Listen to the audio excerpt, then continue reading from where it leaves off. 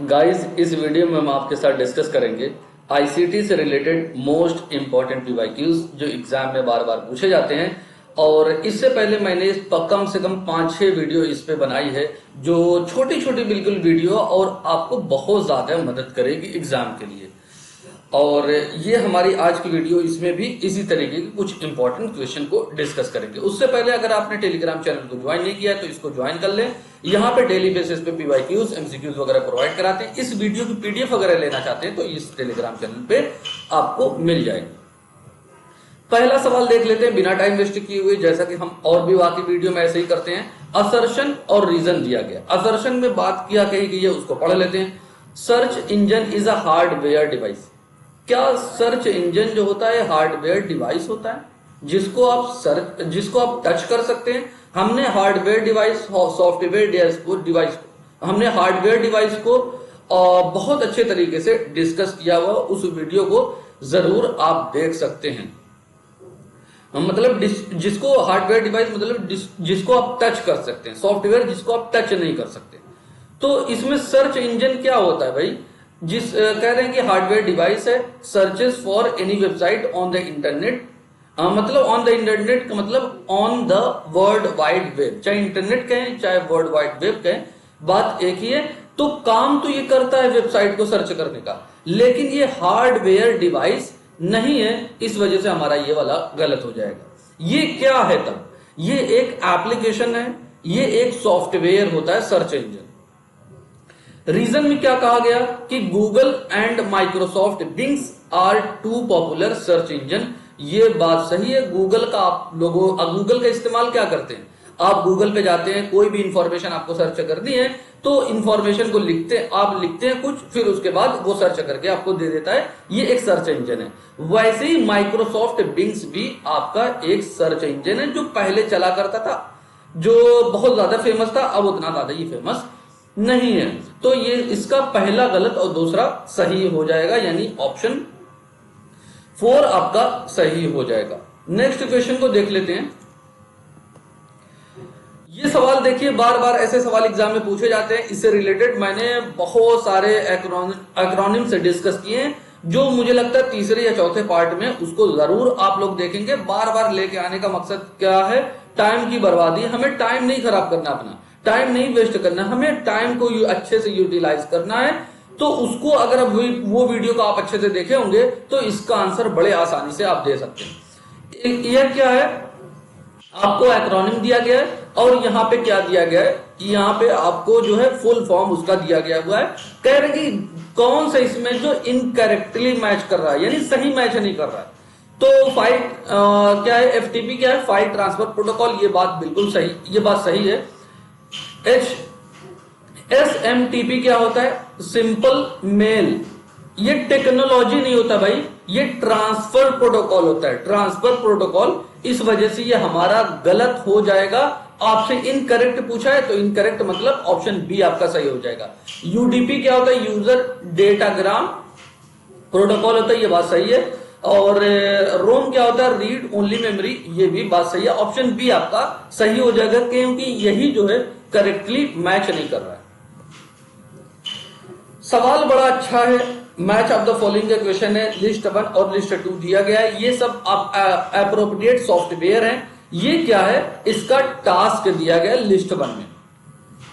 तो इसके काम को देखते हैं। Producing letter to send out to patient. भाई पेशेंट को डेटा लेटर एक बनाना है, लेटर बना के पेशेंट को भेजना है। लेटर किसमें टाइप वगैरह होते हैं? ये वर्ड प्रोसेसिंग में होते हैं। पहले का हमारा दूसरा मैच करेगा, पहले का दूसरा अगर मैच करेगा तो ऑप्शन बी आपका सही हो जाएगा। ऑप्शन सेकंड आपका सही हो जाएगा, क्योंकि ऑप्शन सेकंड में ही पहले का दूसरा मैच कर रहा है और किसी ऑप्शन में मैच नहीं कर रहा है। और भी बाकी ऑप्शन को देख लेते हैं ताकि एग्जाम में ऐसे सवाल पूछे जाए तो आप इसको अच्छे तरीके से हैंडल कर पाए। Creating graph to show number of the people attending the health care, यानी यहाँ पे एक ग्राफ शो करने की बात कर रहे हैं। ऐसा ग्राफ बनाया जाए जो लोगों के कितने लोग हेल्थ केयर में आ रहे हैं, यानी नंबर्स की बात कर रहे हैं। नंबर्स की बात कहां पे? स्प्रेडशीट में की जाती है, एक्सेल में की जाती है। आप लोग याद रखेंगे। Creating queries from the patients detail, जो पेशेंट है ना उनकी क्वेरीज, नंबर ऑफ क्वेश्चन को यहाँ पे क्रिएट करने की बात कर रहे हैं, यानी रखने की बात कर रहे हैं कि ताकि वो फ्यूचर में उनकी जरूरत पड़े क्वेश्चन वगैरह की तो उसको निकाल सके, और जो भी बेकार डेटा हो चुका है उसको डिलीट किया जा सके। इसको रखने की बात कर रहे हैं क्वेरीज वगैरह को। ये किस में होता है? डेटा बेस्ड में होता है। क्रिएटिंग इंटरैक्टिव डिस्प्ले, भाई इंटरैक्टिव डिस्प्ले प्रेजेंटेशन में ही होता है। डी का हमारा तीसरा मैच करेगा। इस तरीके से ऑप्शन बी आपका सही हो जाएगा। 3 सवाल हमने डिस्कस किए। ऐसे सवाल एग्जाम में बार बार देखने को मिलते हैं, आप जरूर इस क्वेश्चन को अच्छे तरीके से करेंगे। अगले सवाल को देख लेते हैं। इसमें आपसे क्या पूछा गया है कि सॉफ्टवेयर के बारे में जो ट्रू है, सॉफ्टवेयर के बारे में ट्रू आपको बताना है। सॉफ्टवेयर क्या is executed directly from the secondary storage. ये बात गलत है। क्यों गलत है? क्योंकि जो सॉफ्टवेयर जो अमल में आता है, काम करता है जो सॉफ्टवेयर, वो सेकेंडरी स्टोरेज में नहीं काम करता है, वो प्राइमरी स्टोरेज में काम करता है। जब यहाँ पे सॉफ्टवेयर को इंस्टॉल किया जाता है तो ये किस में लोड होता है? ये रैम में लोड होता है। रैम में लोड होने के बाद ये एग्जीक्यूट होता है। इस वजह से ये बात गलत है। Microsoft Excel is example of system software. Microsoft system software नहीं है, ये एप्लीकेशन सॉफ्टवेयर है। हमने पिछली वीडियो में इसको अच्छे तरीके से डिस्कस किया है, तो ये भी हमारा नहीं होगा।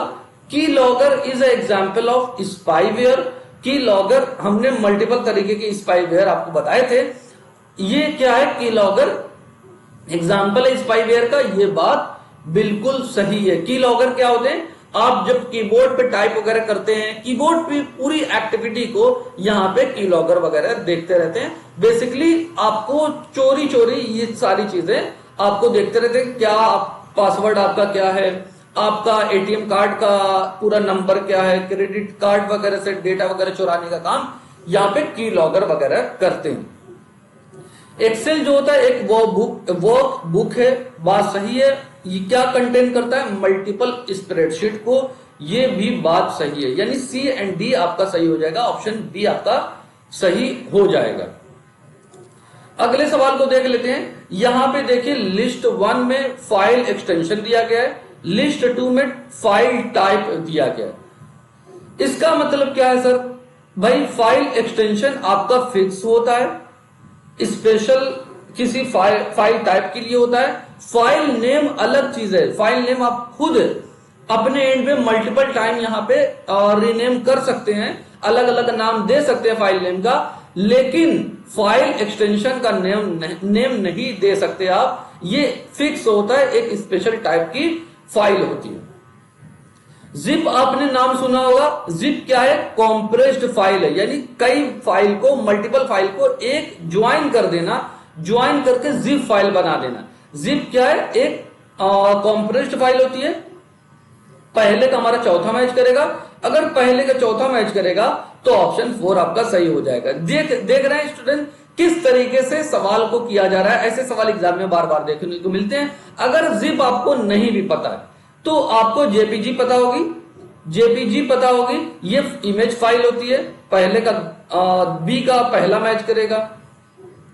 HTML आपको पता होगा, जो एग्जाम में बार बार पूछा जाता है, वेब पेज फाइल होती है। डी का तीसरा मैच करेगा। फिर उसके बाद ACCDB क्या होता है? ये माइक्रोसॉफ्ट एक्सेस फाइल होता है। डी का दूसरा, सी का दूसरा मैच करेगा। तो इस तरीके से ऑप्शन 4 आपके सही हो जाते हैं। ये क्वेश्चन कैसे लगे स्टूडेंट कमेंट सेक्शन में जरूर बताएं। अगर वीडियो अच्छी लगी तो वीडियो को लाइक करें, चैनल को सब्सक्राइब करें ताकि आने वाली सभी वीडियो का नोटिफिकेशन आपको मिलता रहे। Thank you for watching video. God bless you all.